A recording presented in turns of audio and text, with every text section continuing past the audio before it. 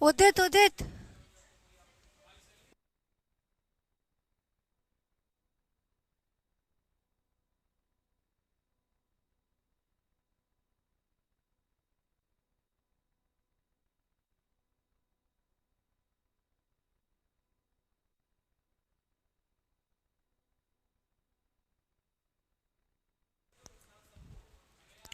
चलिए एक बार फटाफट से कंफर्म कर देंगे कि ऑडियो वीडियो सब क्लियर है कि नहीं, फिर क्लास को स्टार्ट करते हैं। एक बार फटाफट से कंफर्म कर देंगे ऑडियो वीडियो का। Everything is okay.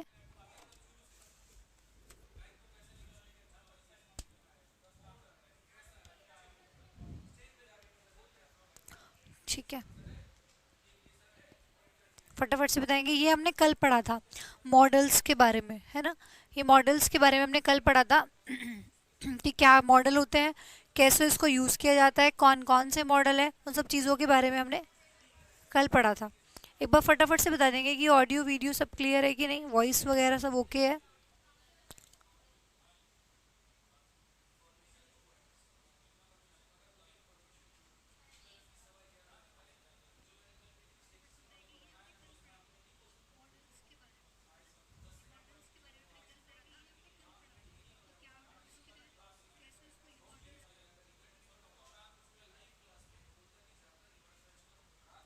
बताएंगे भाई फटाफट से एक बार, सब कुछ क्लियर है कि नहीं। ये हमने देखा था। ठीक है, तो हमने यहाँ पे मॉडल्स में आई और वी के साथ शेल का यूज़ करते हैं, पहले इसके बारे में पढ़ा। फिर हमने विल शेल के बारे में पढ़ा कि कहाँ विल कहाँ शेल लगाना है। इन सब चीज़ों पर हमने कल बात की थी, मैंने कल की पीपीटी लगाई है। ठीक है, यहाँ हमने कल बात कर ली थी कि कहाँ आपको विल यूज़ करना है, कहाँ आपको शेल यूज़ करना है। फिर हमने कैन और कुड के बारे में देखा कि what is the difference between can और कुड, कहाँ कैन लगाना है, कहाँ कुड लगाना है, उस चीज़ के बारे में हमने बात की। ठीक है, फिर अब जो आगे हम बात करेंगे, फिर हमने पॉसिबिलिटी देखी कि कैन को लगाने की पॉसिबिलिटी क्या क्या होती है, कुड कुड को लगाने की पॉसिबिलिटी क्या क्या होती है। ठीक है, अब आज जो हम करने वाले हैं वो हम करेंगे मे और माइट। ठीक है, विल शेल कर चुके हैं, कैन कुड कर चुके हैं, आज मे माइट करेंगे और चीज़ों को आगे बढ़ाएंगे। मुझे मार्कर नज़र नहीं आ रहा है, मुझे एक सेकंड देंगे, मैं मार्कर लेके आती हूँ, एक मिनट।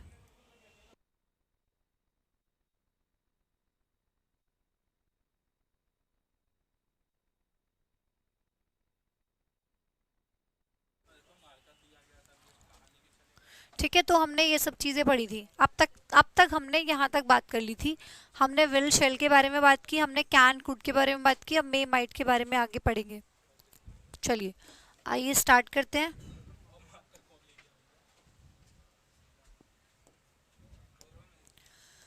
तो मे और माइट के बारे में पहले बात करेंगे, जिसमें से पहले पढ़ेंगे मे एंड देन माइट।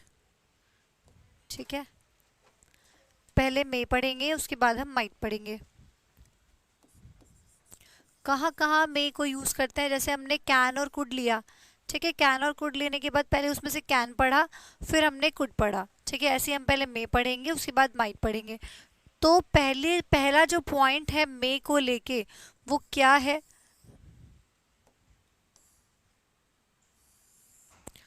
पहला जो पॉइंट है मे को लेके, वो क्या है। मे आपका लेस पॉसिबिलिटी के लिए यूज़ किया जाता है। फर्स्ट पॉइंट मे के अंदर कि मे आपका लेस पॉसिबिलिटी के लिए यूज़ किया जाता है। लेस पॉसिबिलिटी के लिए मतलब जब किसी चीज़ के या किसी काम के होने की संभावना कम हो। ठीक है ना, जब किसी चीज़ के या किसी काम के होने की संभावना कम होती है, पॉसिबिलिटी कम होती है, तो उस केस में हम मे का यूज़ करते हैं। ठीक है, जैसे मैंने बोला, यहाँ पे एग्जांपल लिखती हूँ मैंने बोला rain today it may rain today, मतलब आज बारिश हो सकती है, होने की जो पॉसिबिलिटी है वो कम है। ठीक है, होने की जो पॉसिबिलिटी है वो कम है, तो मैंने यहाँ पे क्या किया, मे का यूज़ किया। तो मे को हम लेस पॉसिबिलिटी के लिए यूज़ करते हैं। अब आप पूछोगे कि मैम यहाँ क्या माइट भी लगा सकते हैं, इट माइट रेन टुडे? हाँ लगा सकते हैं, लगा और भी चीज़ें सकते हो, बट सबकी जो सेंस है वो अलग अलग आएगी पॉसिबिलिटी के अकॉर्डिंग। किसी की पॉसिबिलिटी ज़्यादा होती है लगाने की, किसी की कम होती है। अगर मैंने यहाँ पे मे की जगह माइट कर दिया, सही वो भी होगा, इट माइट रेन टुडे, पर पॉसिबिलिटी फिर और भी ज़्यादा कम हो जाएगी। ठीक है, मे से भी कम पॉसिबिलिटी आप लोगों की, मे से भी कम हो जाएगी। तो ये आप लोगों को ध्यान रखना है, यही डिफरेंस है मे और माइट में। बाकी माइट भी पढ़ेंगे हम आगे, पहले हम बात कर रहे हैं मे की। जैसे मैंने अगर आप लोगों से कह दिया यू मे फेल,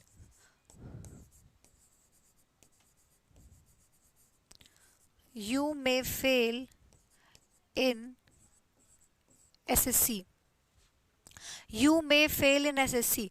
ठीक है, अब देखिए यहाँ पे मैंने बोला कि तुम एसएससी में फेल हो सकते हो, उसका मतलब मैं कहीं ना कहीं ये कहना चाह रही हूँ कि तुम फेल नहीं होगे। पीछे की मतलब, पीछे का मतलब समझ रहे हो? May you may fail in SSC मतलब आप फेल नहीं होगे, कहने का मतलब बहुत कम पॉसिबिलिटी है फेल होने की, क्योंकि मे को हम लेस पॉसिबिलिटी के लिए यूज़ करते हैं। तो उसका मतलब ये होगा कि पॉसिबिलिटी बहुत कम है फेल होने की। तो you may fail in SSC मतलब लेस पॉसिबिलिटी है, बहुत कम पॉसिबिलिटी है, लेस पॉसिबिलिटी फेल होने की। अब आप पूछोगे कि क्या हम यहाँ पे मे की जगह माइट का यूज़ कर सकते हैं? बिल्कुल कर सकते हो। अगर आप मैंने यहाँ पे मे की जगह माइट का यूज़ कर दिया तो डिफरेंस सेंस आएगी, उसके बारे में हम अभी आगे पढ़ेंगे। ठीक है, पॉसिबिलिटी का डिफरेंस आ जाएगा और ज़्यादा। तो यू में फेल इन एसएससी का मतलब मैं पॉजिटिव वे में कहीं ना कहीं बात कर रही हूँ कि आपकी जो एसएससी में फेल होने की पॉसिबिलिटी है वो कम है, बहुत हो सकते हो, मतलब बहुत कम चांसेस है, लेकिन ठीक है हो सकते हो तुम फेल एसएससी में, लेकिन चांसेस बहुत कम है। तो लेस पॉसिबिलिटी के लिए फर्स्ट यूज़ है मे का यूज़ किया जाता है। इसको फटाफट से आप लोग कॉपी कर लेंगे, फिर आगे बढ़ाते हैं। सेकंड पॉइंट पढ़ते हैं मे के बारे में, और मे को हम कहाँ यूज़ करते हैं। जैसे कि आप लोग जानते हैं परमिशन के लिए मे का यूज़ किया जाता है। आप लोग बोलते हो जब क्लासरूम में एंटर करते हो, किसी के ऑफिस में एंटर करते हो, तो पूछते हो ना मे आई कम इन, है ना? तो मे का हम परमिशन के लिए भी यूज़ करते हैं। सेकंड पॉइंट लिखेंगे, पहले आप इसको कॉपी कीजिए, फिर बात को आगे बढ़ाते हैं।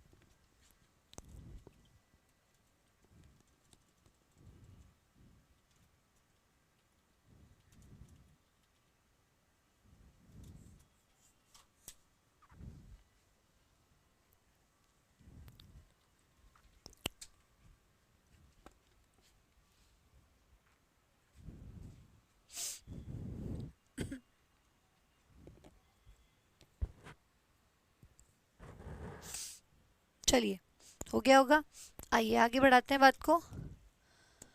हाँ, तो मे का जो दूसरा यूज़ है वो क्या है?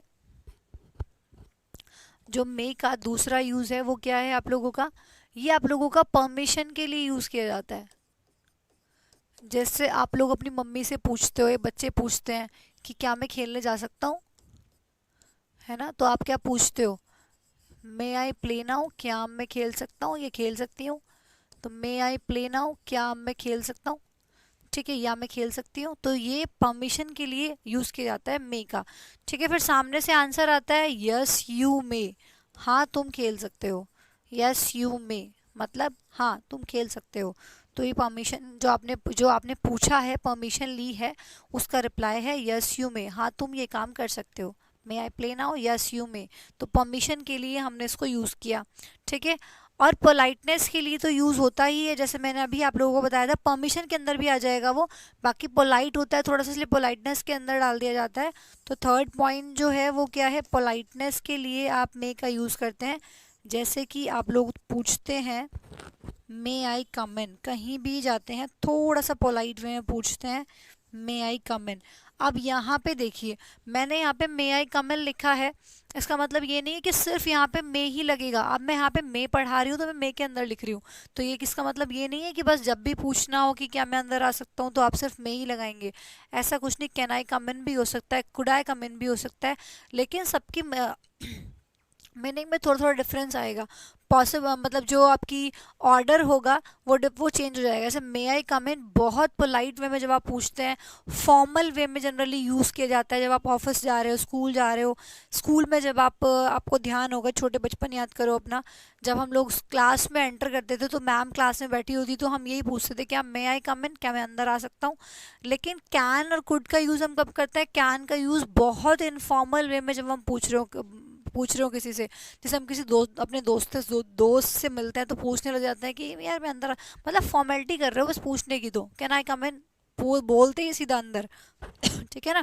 तो बहुत इनफॉर्मल जब हम होते हैं तो हम कैन का यूज़ कर सकते हैं, बट जब फॉर्मली हम बात करते हैं तो उस केस में मे आई कम इन, पोलाइटनेस के लिए आप यहाँ पे लगाते हैं। ठीक है, परमिशन के लिए इसको यूज़ किया जाता है, पोलाइटनेस के लिए यूज़ किया जाता है। फटाफट से कॉपी कीजिए फिर आगे बढ़ते हैं।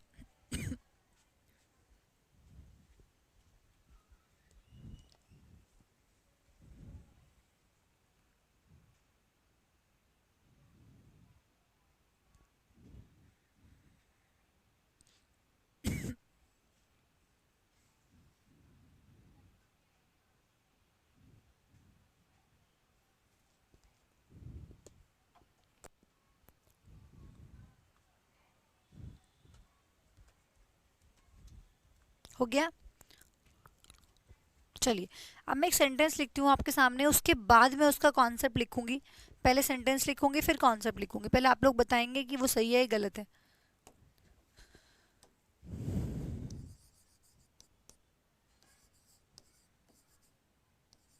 वी ईट so that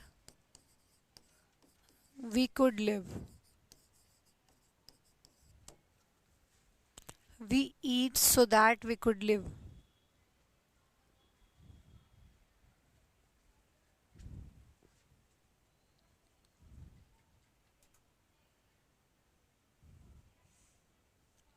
हाँ बिल्कुल। मृदुल पूछ रहे हैं कि मैम मे मॉडल है तो वो अकेले नहीं आएगा ना, उसके साथ वर्ब चाहिए। डेफिनेटली, मैंने आपको बताया है कि भाई मॉडल है, अगर जो जितना भी है कैन, कुड, मे, माइट, सब मॉडल है, ये अपने बाद मेन वर्ब लेंगे, वर्ब की फर्स्ट फॉर्म लेंगे। अब देखिए मैंने सेंटेंस लिखा है मे आई प्ले, तो मे यहाँ पे मॉडल हो गया, ये प्ले है ना, देखो मेन वर्ब। कोई भी सेंटेंस उठा लो, फिर यहाँ पे कम आपकी मेन वर्ब है ना, तो अपने बाद डेफिनेटली मेन वर्ब लेगा, क्योंकि मॉडल है और मॉडल जो होता है वो हेल्पिंग वर्ब का टाइप है, तो ये हेल्पिंग वर्ब है तो डेफिनेटली मेन वर्ब तो अपने बाद लेगी ही लेगी, है ना। तो ये चीज़ आपको ध्यान रखनी है। कहीं भी देख लो, इट मे रेन टुडे, तो यहाँ पे यू मे फेल आ गया। चलिए फटाफट से बताएंगे सेंटेंस सही है या गलत है।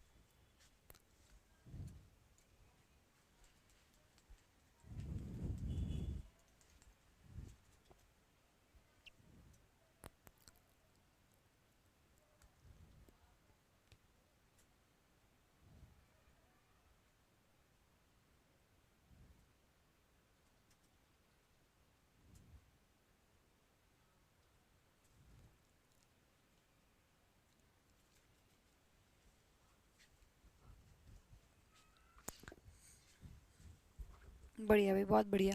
तो बच्चे कह रहे हैं कि मैम सही है, कुछ कह रहे हैं गलत है, ये देखते हैं कि सही है गलत है।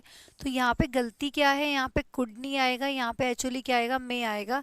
क्यों आएगा आइए देखते हैं। देखिए इसमें क्या है, अभी आपको थोड़ा समझाने की जरूरत पड़ेगी यहाँ से।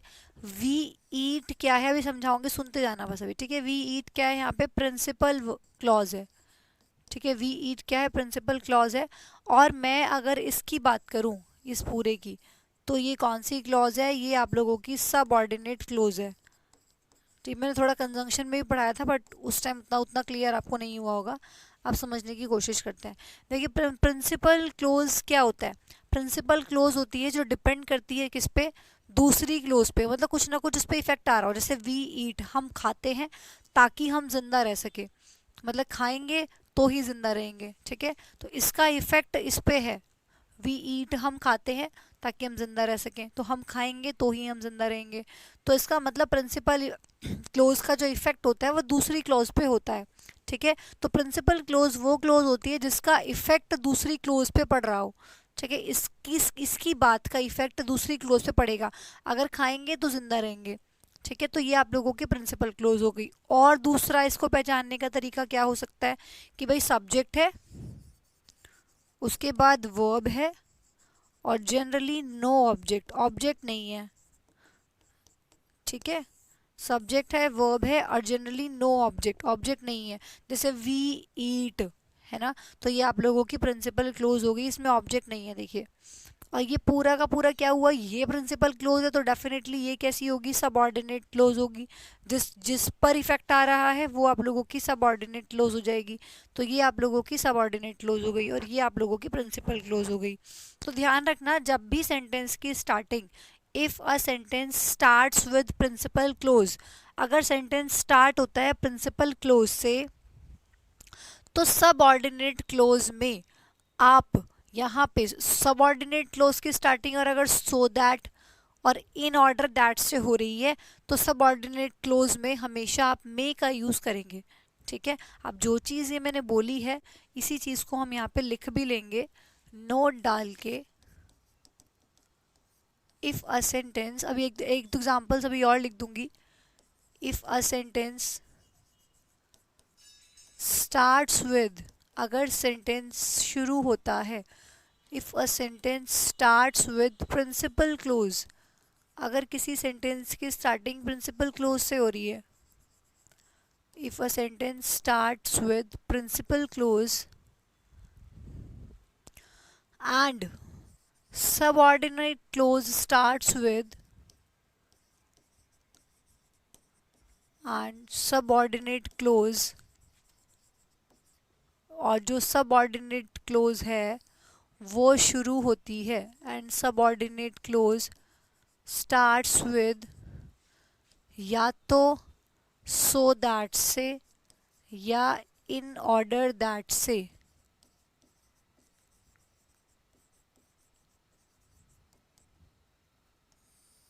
या तो so that से या in order that से। ठीक है भैया, अगर सेंटेंस की स्टार्टिंग प्रिंसिपल क्लोज से होती है एंड सबऑर्डिनेट क्लोज, जो सबऑर्डिनेट क्लोज है वो स्टार्ट होती है सो दैट से या इन ऑर्डर दैट से, तो उस केस में हम मे का यूज करते हैं। We use may in subordinate clause. जो चीज़ मैंने लिखी है यहाँ पे नीचे आपको समझाई है वही चीज़ मैं यहाँ पे लिख रही हूँ, स्पेस नहीं है, आप लोग लिख लेना, मैं पूरा क्लीन करना पड़ेगा नहीं तो उसको। ये चलो ढंग से लिख लेते हैं, इसको हटाइए पहले, दोबारा मेंशन कर दूंगी मैं उसको। ठीक है, तो ये हो गया इन ऑर्डर दैट। तो हम क्या करते हैं, वी यूज मे, हम मे का यूज करेंगे।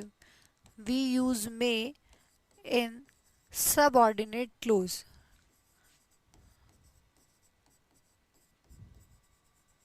ठीक है, साथ साथ कॉपी रखेंगे भाई, जो चीज़ें मैं समझा रही हूँ उसकी कॉपी आप साथ साथ रखेंगे, साथ साथ कॉपी करते जाइए।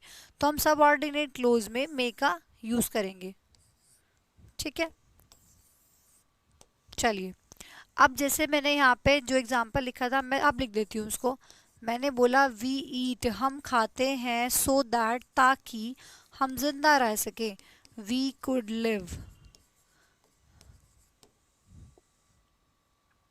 तो यहाँ पे मैंने बोला आप लोगों को कि ये जो है आप लोगों की, ये आप लोगों की प्रिंसिपल क्लोज हुई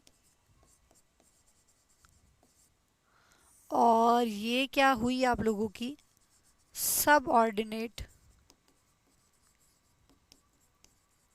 क्लोज है। क्यों है कैसे है वो मैंने अभी आपको समझाया। ठीक है, और यहाँ पे गलती क्या हुई, फिर कुड की जगह आप क्या लगा देंगे, मे का यूज़ करेंगे। ठीक है, कुड नहीं लगाना है आप लोगों को, यहाँ पे मे का यूज़ करना है, ये आप लोगों को ध्यान रखना है। ये बहुत ही इंपॉर्टेंट कॉन्सेप्ट मैं आपको बता रही हूँ, तो फिर आप लोगों को ध्यान रखना है क्योंकि एग्जाम में पूछा जाता है।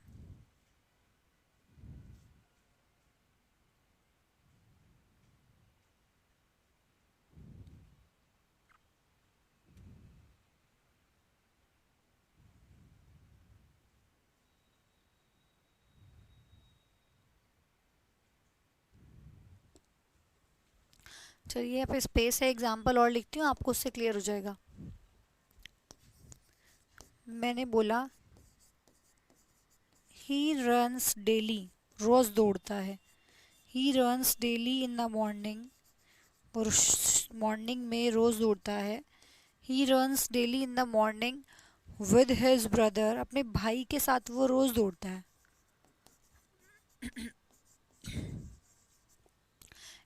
So that, so that, so that he would win the race। कह रहे कि वो अपने भाई के साथ सुबह रोज दौड़ता है ताकि वो रेस जीत सके। ठीक है, अब देखो रोज दौड़ता है ताकि रेस जीत सके, तो दौड़ने का इफेक्ट क्या आ रहा है, रेस जीतने की बात हो रही है। जैसे यहाँ पे खाएगा तो जिएगा, अब दौड़ेगा तो ही तो जीतेगा, तो इसका मतलब इसका इफेक्ट जो है वो इस पर आ रहा है। तो he runs daily in the morning with his brother, तो ये पूरा का पूरा आप लोगों का क्या हुआ, प्रिंसिपल क्लोज हो गई। ठीक है, अब इफेक्ट किस पे जा रहा है, he would win the race, तो यहाँ पे सो दैट आप लोगों की ये पूरी क्या हो गई, सबऑर्डिनेट क्लोज हो गई। ठीक है ना, ये आप लोगों की सबऑर्डिनेट क्लोज हो गई, ये आप लोगों की सबऑर्डिनेट क्लोज हो गई। और सबऑर्डिनेट क्लोज की स्टार्टिंग अगर सो दैट या इन ऑर्डर दैट से है तो उस केस में आप क्या यूज करेंगे, मे का यूज करेंगे। तो यहाँ पे वुड नहीं आएगा, क्या आएगा, मे आप यहाँ पे लगा देंगे, so that he may win the race. ठीक है, so that he may win the race, इस तरीके से सेंटेंस बनेगा। चलिए फटाफट से कॉपी कर लीजिए।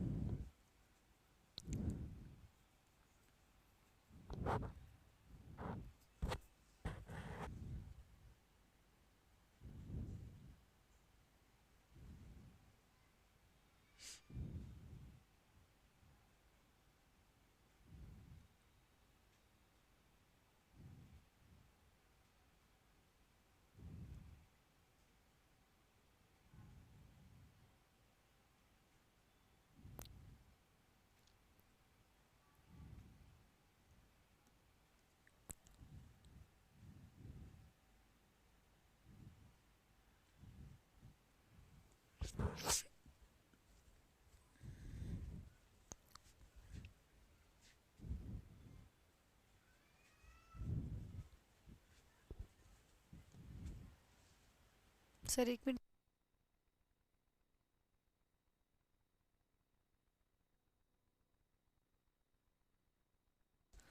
ठीक है सही नहीं है, ओके। चलिए भाई आगे देखते हैं, ये हो गया। तो जो थर्ड पॉइंट है ये हमने अभी देखो मैं ही पढ़ रहे हैं हम, एक मिनट रुक गया, हाँ हमने मे स्टार्ट किया यहाँ से। ठीक है, मे का फर्स्ट पॉइंट पढ़ा, सेकंड पॉइंट पढ़ा, थर्ड पॉइंट पढ़ा, फिर हमने देखा कि किस तरीके से हम मे को यूज़ करते हैं। ठीक है, अब हम पढ़ते हैं माइट, ये मे कंप्लीट हुआ है हमारा अभी। ठीक है, अब पढ़ते हैं माइट। अब देखिए मे और माइट में डिफरेंस समझेंगे यहाँ से। माइट, सबसे पहला यूज तो माइट का यही है कि वो पास्ट होता है, किसका, मे का, मे का पास्ट होता है। जैसे हमने कुड के बारे में पढ़ा था, जब हमने कैन और कुड के बारे में कैन और कुड की टक्कर कराई थी, तो हमने वहाँ पे देखा था कि जो कुड था वो एक यूज तो उसका वही था कि वो कैन का पास्ट होता है। ऐसे ही यहाँ पे जो माइट है उसका एक यूज यही है कि वो मे का पास्ट होता है। फॉर एग्जाम्पल मैंने कहा ही said that, he said that he may not ogle at his son, he said that he may no ogle at his son, ogle का मतलब क्या होता है, घूरना। ठीक है, अब देखिए सेंटेंस अगर पास्ट से स्टार्ट है, देखो सेड से मुझे पता लग रहा है वर्ब की सेकंड फॉर्म लगी है कि सेंटेंस पास्ट से स्टार्ट है, तो सेंटेंस अगर पास्ट से स्टार्ट होता है तो वो आगे भी पास्ट में ही जाता है। ठीक है, तो यहाँ पे सेंटेंस पास्ट से स्टार्ट है इसलिए मे नहीं आएगा, क्या लगेगा, माइट का हम यहाँ पे यूज करेंगे। मे की जगह क्या आ जाएगा, माइट आ जाएगा। तो मे की पास्ट फॉर्म होती है माइट। पहला यूज तो इसका यही है कि अगर आपको कहीं भी पास्ट फॉर्म लगाने की जरूरत पड़े तो फिर वहां पे आप मे नहीं लगाएंगे, क्या लगाएंगे, माइट का यूज करेंगे। ठीक है, फिर दूसरा पॉइंट है इसका कि इसको लेस पॉसिबिलिटी के लिए यूज किया जाता है। अब आप कहोगे कि मैम लेस पॉसिबिलिटी के लिए तो हमने आपने मे भी लिखवाया था कि मे भी लेस पॉसिबिलिटी के लिए यूज़ किया जाता है। बिल्कुल, मे भी किया जाता है, माइट भी किया जाता है, लेकिन दोनों में डिफरेंस क्या है, जो माइट की पॉसिबिलिटी होती है वो मे से भी कम होती है। तो आप ब्रैकेट में लिख लेना लेस देन मे से भी कम पॉसिबिलिटी हो जाती है इसकी। मतलब अगर मैं ये कह रही हूँ कि you may fail in SSC, ठीक है, तो मतलब तुम्हारे चांस बहुत कम है, लेस पॉसिबिलिटी है बहुत फेल होने की। और अगर मैंने ये कह दिया कि you might fail in SSC, इसका मतलब बहुत ही कम पॉसिबिलिटी है कि तुम फेल हो जाओगे, मतलब पास ही हो जाओगे। ठीक है, एक तरीके से मैं ये कह रही हूँ कि तुम पास हो जाओगे। तो ठीक है, तो इसका मतलब जब हम कहते हैं ना कि ये मतलब इस काम के होने के तो बहुत ही कम चांस हैं, तो यू इट माइट, ये मतलब हम माइट का वहाँ पे यूज़ करेंगे, इट माइट डू, ये बहुत मुश्किल ही होगा। तो यहाँ पे फॉर एग्जांपल मैंने बोला you might fail in SSC. मैंने बोला ना सही, देखो बहुत बहुत कुछ हो सकता है, लेकिन सब में डिफरेंस हो जाएगा। ठीक है, वो सेंटेंस आपको बताएगा कि कहाँ पे क्या लगाना है, आगे कुछ ना कुछ ऐसा हिंट देगा या तो वो, कि जिससे पता लगेगा कि यहाँ पे मुझे लेस पॉसिबिलिटी की ज़रूरत है, तो इसलिए मुझे कैन नहीं लगाना, मुझे मे लगाना है, और लेस पॉसिबिलिटी की ज़रूरत है तो मुझे मे नहीं लगाना, मुझे माइट लगाना है। वो सेंटेंस समझ आएगा जब हम इसमें क्वेश्चन सॉल्व करेंगे, तब इसको देखेंगे। चलिए फटाफट से कॉपी कीजिए भाई।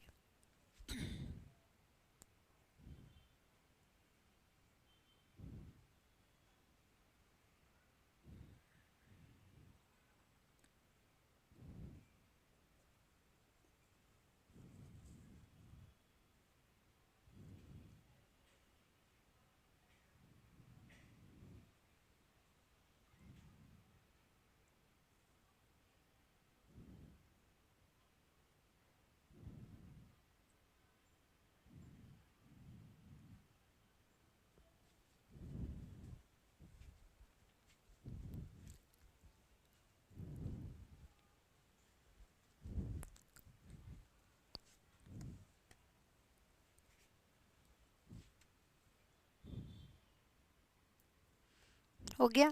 चलिए थर्ड पॉइंट लिखेंगे इसका। अब देखो पहले एग्जाम्पल लिखूंगी उसके बाद लिखूंगी। मैंने बोला we may likely go there, या फिर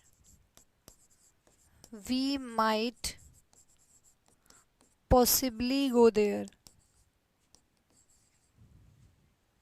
we might possibly go there. तो क्या सेंटेंस सही लिखे हुए हैं दोनों? बिल्कुल गलत लिखा हुआ है। ठीक है, जब देखो मे तो खुद ही लेस पॉसिबिलिटी को दिखाता है, मुश्किल ही जाना होगा वहाँ पे, मुश्किल ही जाएंगे। तो ध्यान रखना मे और माइट दोनों के साथ अब लाइकली जैसा वर्ड, पॉसिबली जैसा वर्ड यूज़ नहीं करेंगे। तो मे और माइट तो खुद ही लेस पॉसिबिलिटी को दिखाते हैं कि जाना मुश्किल रहेगा, तो मे और माइट के साथ आप लाइकली या पॉसिबली वर्ड का यूज़ नहीं करेंगे। तो यही चीज़ आप लोगों को यहाँ पे लिखनी है, क्या, डू नॉट यूज़। कभी भी आपको लिखा मिल जाए तो आपको काटना है, लाइकली या पॉसिबली। ठीक है, डू नॉट यूज लाइकली या पॉसिबली विद मे या माइट।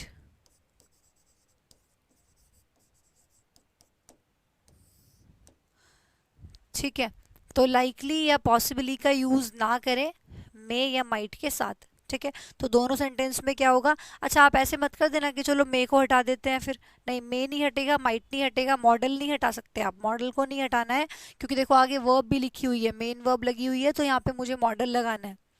ठीक है ना, तो इसीलिए यहाँ पे we may go there, we might go there, इस तरीके से बनाना पड़ेगा। लाइकली और पॉसिबिलिटी, पॉसिबली को हटाएंगे, ये नहीं कि मे को ही हटा दिया, ऐसा नहीं कर सकते ना। हाँ जी, पॉसिबिलिटी ऑर्डर आप लिख सकते हैं कि किसकी पॉसिबिलिटी ज़्यादा होती है, किसकी कम होती है। देखो ऑट टू जो होता है, ऑट टू की पॉसिबिलिटी सबसे ज़्यादा होती है, फिर मस्ट की हो गई, है ना, मतलब हमें कोई काम करना ही करना है, ज़रूरी हो गया हमारे लिए। फिर कैन की पॉसिबिलिटी बहुत ज़्यादा हो जाती है। ठीक है, मतलब कैन आई कम इन, मतलब बस घुस ही जाओगे सीधा अंदर, बस फॉर्मेलिटी के लिए पूछ रहे हो, तो पॉसिबिलिटी बहुत ज़्यादा हो जाती है कैन की। फिर शुड हो गया, वुड भी लगभग इनके बराबर ही रहता है। फिर उसके बाद आपका मे आ गया, फिर माइट की उससे भी कम पॉसिबिलिटी है कुछ करने की, और कुड की फिर और कम हो जाती है, बहुत ज़्यादा पोलाइटनेस के लिए पूछा जाता है ना। तो ये पॉसिबिलिटी ऑर्डर है, ये ऐसे चलोगे तो कम होती चली जाएगी। लिख सकते हो आप पॉसिबिलिटी इन डिक्रीजिंग ऑर्डर। ठीक है, डिक्रीजिंग ऑर्डर है ये पॉसिबिलिटी का, कुछ होने की संभावना ऐसे कम होती चली जाएगी। जो जो इसमें से यूज करोगे, मस्ट यूज कर रहे हो तो करना ही करना है कोई काम, कैन यूज कर रहे हो तो पॉसिबिलिटी ज्यादा है हो जाएगा ये काम। आई कैन डू इट, मैं कर सकता हूँ, ठीक है। फिर उसके बाद मे यूज करोगे तो आई मे डू इट, मतलब कर सकता हूँ, पॉसिबिलिटी कम है। आई माइट डू इट भी हो सकता है, सब सारे सही सब हैं, सबके मीनिंग अलग अलग है, ठीक है। I can do it, I must do it, I can do it, I may do it, I might do it, सब सही है। आई मे डू इट मतलब पॉसिबिलिटी कम है काम होने की, मुश्किल ही कर पाऊंगा। और आई माइट डू इट तो मतलब ये कह रहे हो कि बस कोई सी और कोई दे दो, मेरे बस की बात नहीं है, ठीक है। ये कहना चाह रहे हो, मतलब पॉसिबिलिटी बहुत कम हो गई है काम को करने की।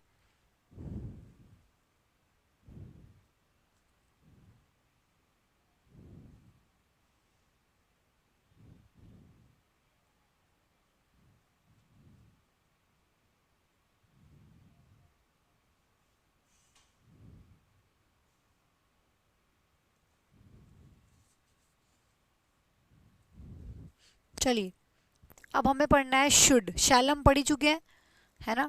शेल हम पढ़ ही चुके हैं, शेल के बारे में। अब पढ़ना है शुड, ठीक है।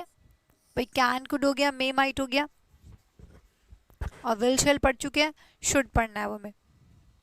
शुड, शुड का जो फर्स्ट यूज है वो आप वही जैसे सबके लिए हम लिखवा रहे हैं, यहाँ भी ऐसे लिखवाएंगे कि एक तो सबसे पहली बात है कि पास्ट ऑफ शेल है, शेल की पास्ट फॉर्म है।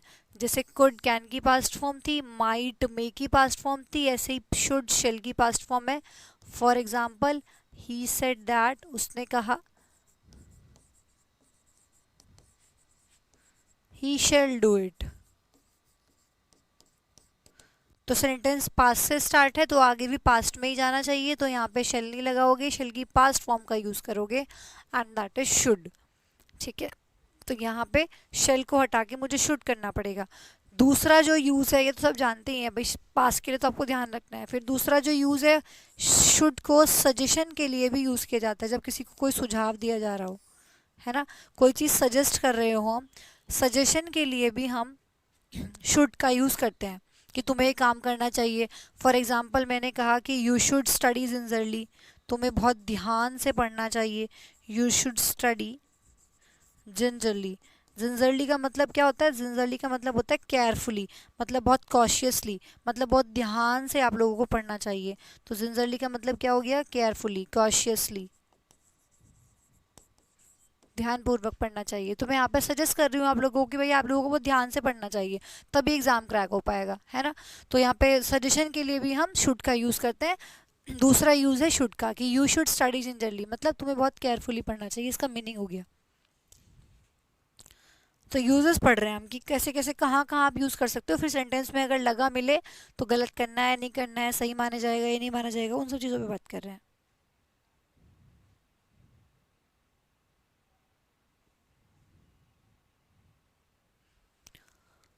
ठीक है, और एक थर्ड और सब बहुत इंपॉर्टेंट यूज जो है शेल का, थर्ड एंड इम्पॉर्टेंट यूज,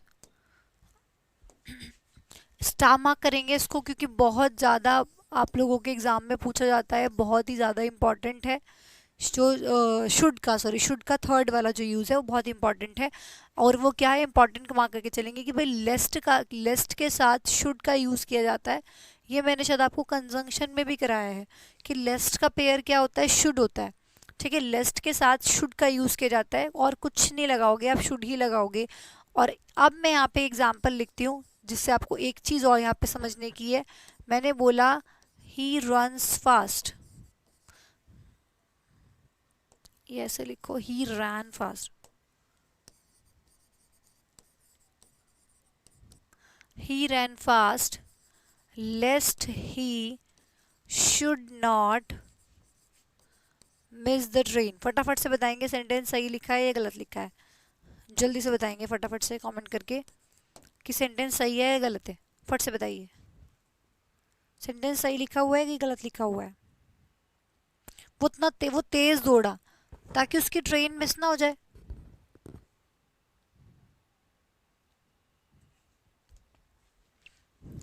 लेस्ट के साथ शुड का यूज करेंगे आप, सेंटेंस सही है या गलत है।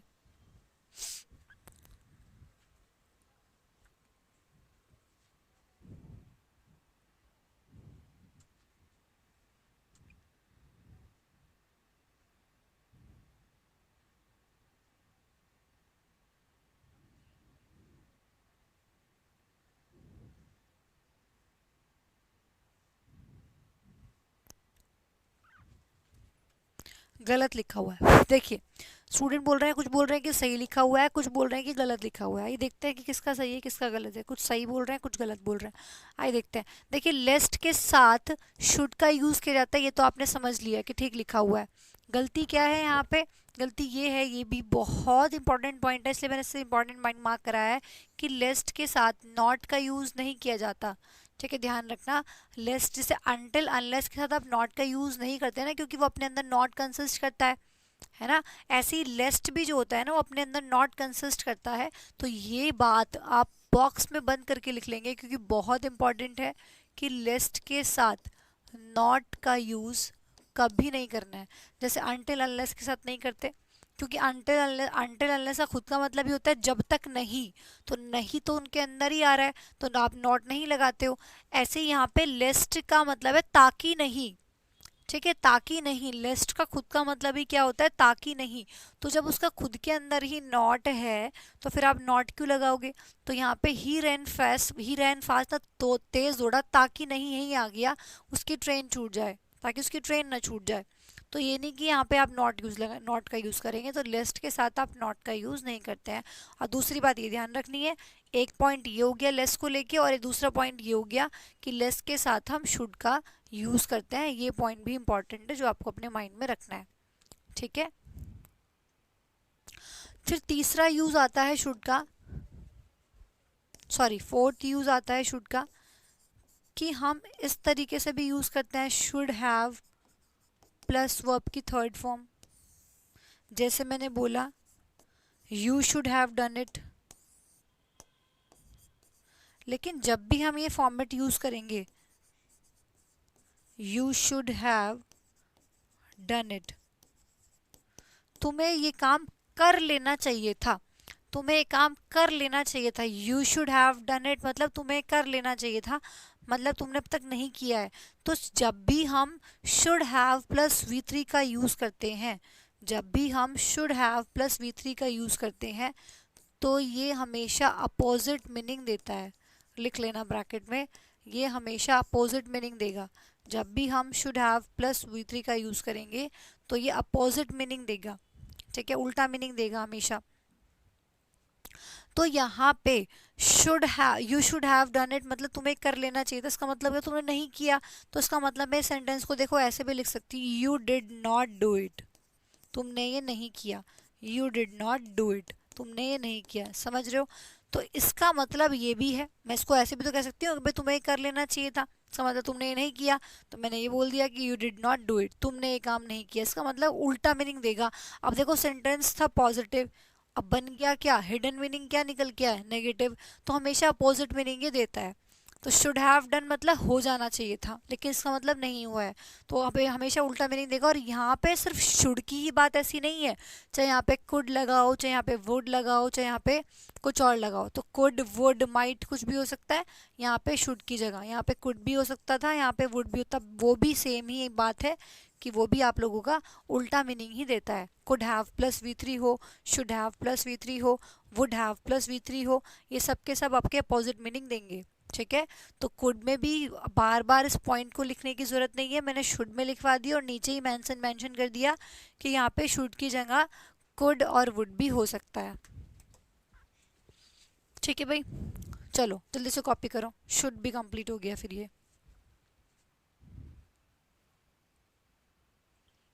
फटाफट से कॉपी कर लेंगे।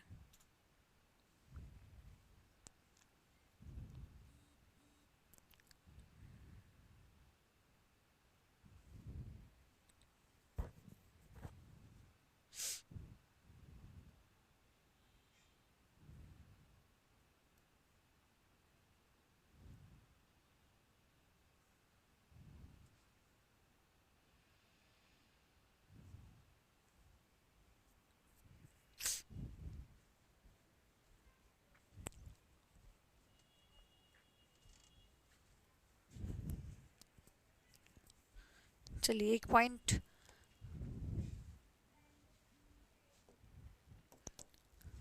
पहले एग्जाम्पल लिखूंगी। ठीक है, citizens should abide by the rules, मतलब सिटीजन्स को रूल फॉलो करने चाहिए। अब यहाँ पे देखिए, जब हम किसी को रूल फॉलो करने के लिए कहते हैं, अबाइड का मतलब क्या होता है, टू फॉलो।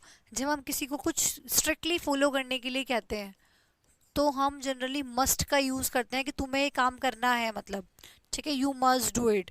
तो जनरली हम रूल्स को फॉलो करने के लिए भी मस्ट का यूज़ करते हैं। You must follow traffic lights signals, है ना, बोलते हैं ना कि तुम्हें ट्रैफिक सिग्नल्स को ज़रूर फॉलो करना चाहिए, तो यू मस्ट फॉलो। अब वहाँ पे हम शुड भी लगाते हैं कई बार, यू शुड फॉलो, है ना। तो ध्यान रखना कि जब हम कोई कानून की या किसी रूल की बात करते हैं तो उस केस में हम शुड का यूज़ भी कर लेते हैं मस्ट की जगह, ठीक है। उस केस में हम शुड का यूज़ भी कर लेते हैं मस्ट की जगह। तो मैं ये बोल सकती हूँ उसका मतलब कि इन लॉ के केस में जब हम किसी भी कानून से रिलेटेड बात करें, ये कौन सा पॉइंट हो जाएगा, 4 हो गए थे ना पहले, हाँ, तो ये 5th हो जाएगा। तो मैं ये बोल सकती हूँ कि इन लॉ के केस में शुड मीन्स मस्ट, शुड का मतलब मस्ट ही होता है। तो आप यहाँ पे मस्ट लगा लें तो भी ठीक है, शुड लगा लें तो भी ठीक है, ठीक है ना। In law should means must, तो ये सही सेंटेंस लिखा हुआ है। Citizens should abide by the rules, मतलब सिटीजन्स को रूल्स फॉलो करने चाहिए, है ना, करने हैं, मतलब करने ही हैं, फॉलो करने हैं। चलिए, अब नेक्स्ट आता है हमारा वुड। विल हम कर चुके हैं, अब करेंगे वुड, क्योंकि विल शैल हमने एक साथ कर लिया था।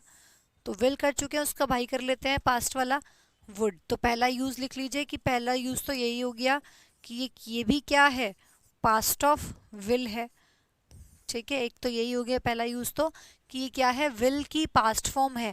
जब भी मुझे ज़रूरत पड़े कि मैं विल का वुड यूज़ कर लूँ, पास्ट फॉर्म लगानी है, तो उस केस में आप उसको यूज़ कर लेंगे, ठीक है। फॉर जैसे कोई भी एग्जांपल आप लिख सकते हैं, जैसे मैंने बोला he said that he will कोकर मी। कोकर का मतलब क्या होता है, तारीफ करना, टू प्रेज, तारीफ करना, ठीक है, तारीफ करना लिख लेना। कोकर का मतलब क्या होता है, तारीफ करना, प्रेज। तो यहाँ पे सेंटेंस पास्ट से स्टार्ट है तो आगे भी पास्ट में जाएगा, तो क्या गलती है, विल को हटाएंगे और यहाँ पे वुड लगाएंगे, ठीक है, क्योंकि वुड होती है विल की पास्ट फॉर्म।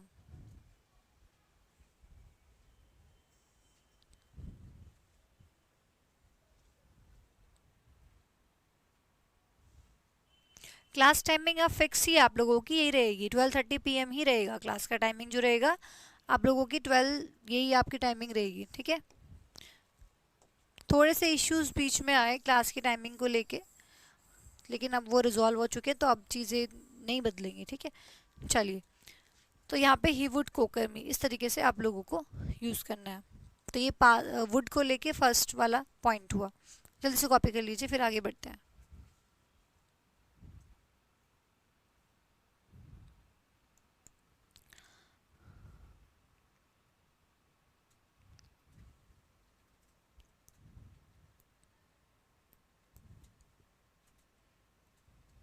चलिए आगे देखते हैं।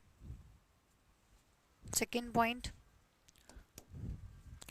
अब पोलाइटनेस के लिए हमने कैन का भी यूज़ किया, पोलाइटनेस के लिए हमने मे का भी यूज़ किया, पोलाइटनेस के लिए हम वुड का भी यूज़ करते हैं। तो मैंने बोला ना कि सिर्फ इसका मतलब ये नहीं है कि आप पोलाइटनेस के लिए मे का यूज़ करते हैं तो बस मे का ही करेंगे, सेंस थोड़ा थोड़ा अलग हो जाएगा, पॉसिबिलिटी का में चेंजेस आ जाएंगे। तो यहाँ पे पोलाइटनेस के लिए हम वुड का भी यूज़ करते हैं। जैसे आप किसी से कुछ पूछते हो कि क्या मैं ये काम कर सकता हूँ, would you please help me, या फिर क्या तुम मेरी मदद कर सकते हो, तो ऐसे हम पोलाइटनेस के लिए पूछ सकते हैं, would you please help me,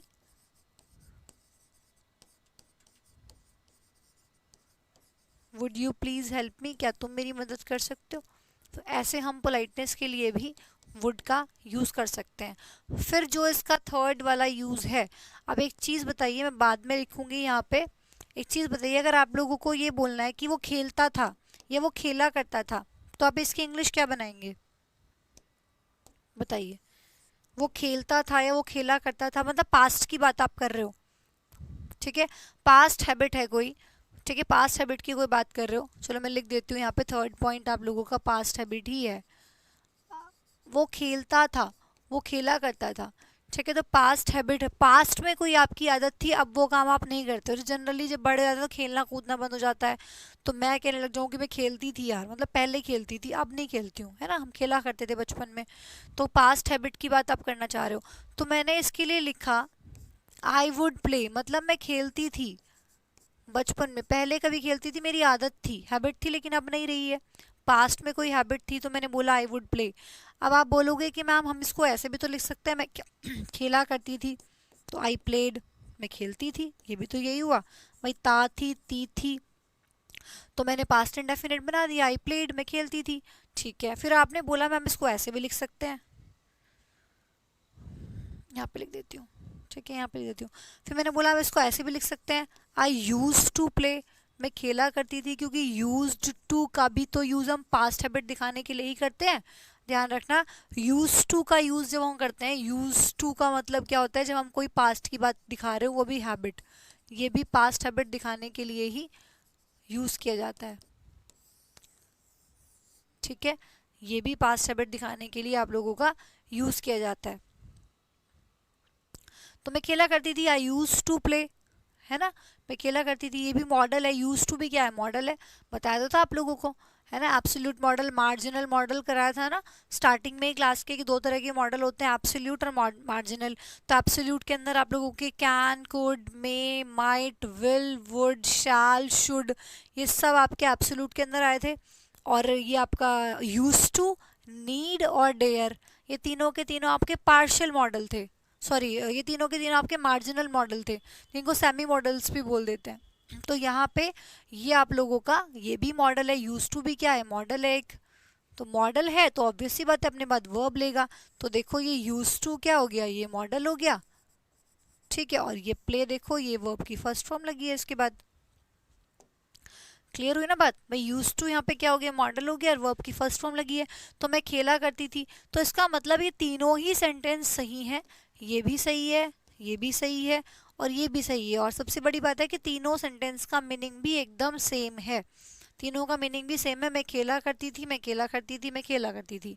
तो यहाँ पे ये दो सेंटेंस तो आप जानते ही हो कि I use to play, I played, और आई वुड प्ले का मतलब भी यही होता है, जब हम पास्ट के लिए यूज कर सकते हैं इसको भी, कि मैं काम पहले किया करती थी, है ना। तो ये आप यहाँ पे यूज कर सकते हो। तो पास्ट हैबिट के लिए भी वुड का यूज किया जाता है, तीनों के मीनिंग बिल्कुल सेम है। आप ब्रैकेट में चाहो तो यहाँ पे लिख सकते हो सेम मीनिंग, ठीक है, तीनों के मीनिंग एकदम सेम है।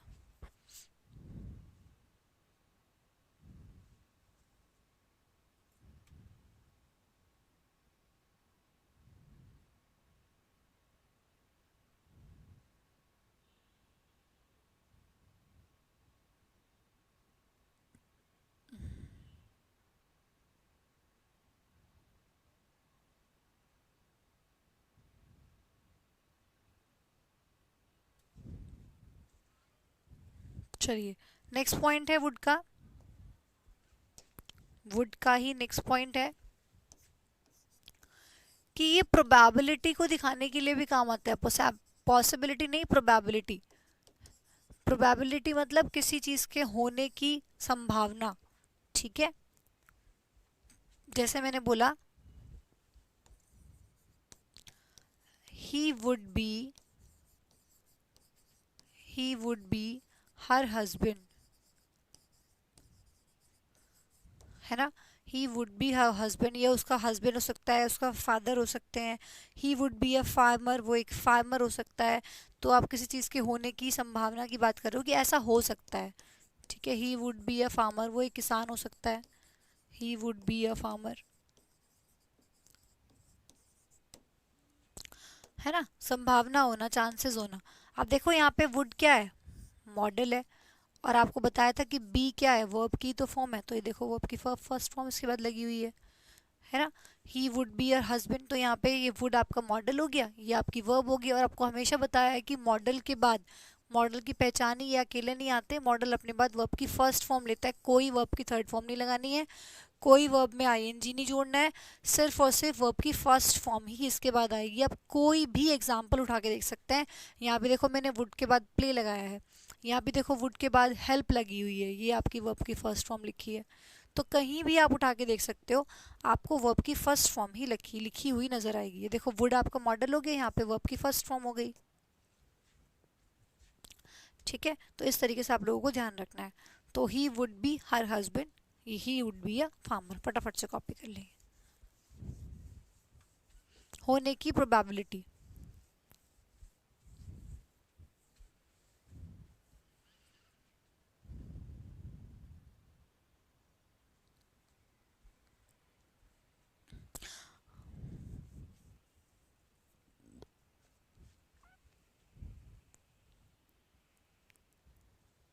चलिए कॉपी कर लिया होगा, आगे बढ़ते हैं। फिफ्थ पॉइंट देखते हैं। ये पॉइंट मैं आप लोगों को ऑलरेडी करा चुकी हूँ, फिर से देख लेते हैं एक बार। अब मैं बाकी जब इसमें वर्ब एडवांस कराऊंगी फिर से आएगा ये, वर्ब एडवांस में जिरंड के अंदर आएगा ये। ठीक है, तो वहां भी पढ़ेंगे इसको। तो would plus subject plus mind plus, हमेशा इसके बाद आपको जिरंड का यूज करना होता है। ठीक है, वुड प्लस सब, ये एक तरीके से आप कह सकते हो कि एक्सेप्शन है। ठीक है, हमेशा ध्यान रखना कि वुड के बाद वुड, जब भी आपको ये फॉर्मेट नजर आए, would plus subject plus mind plus हमेशा उसके बाद क्या लगाओगे, जिरंड का आप वहाँ पे उसके बाद हमेशा यूज करोगे, जिरंड ही आएगी। जैसे मैंने अगर आपके सामने एग्जाम्पल लिख दिया, would you mind to help me, would you mind to help me, ध्यान रखना इस चीज़ का। मैं क्यों होता है, क्यों होता है, ऐसा किस लिए होता है, ये मैं आप लोगों को वर्ब एडवांस, अब इसके बाद जो चैप्टर कराऊंगी वर्ब एडवांस, उसमें हम ये चीज़ करेंगे कि ऐसा क्यों होता है। ठीक है, तो would you mind to help me, ये पढ़ने में सेंटेंस एकदम सही लग रहा है, बोलने में भी सही लग रहा है, लेकिन इसमें गलती क्या है, तो would you mind to help me नहीं होगा। जिरंड का मतलब क्या होता है, देखो थोड़ा सा देख लेते हैं, बाकी जब जिरंड चैप्टर आएगा तब उसको डीपली तब पढ़ेंगे। जिरंड क्या होता है, एक नाउन ही होता है, और नाउन किस में, आईएनजी फॉर्म में। जब हम वर्ब में आईएनजी जोड़ दें और वो काम कैसे करे, नाउन की तरह से काम करे, उसी को हम जिरंड बोलते हैं।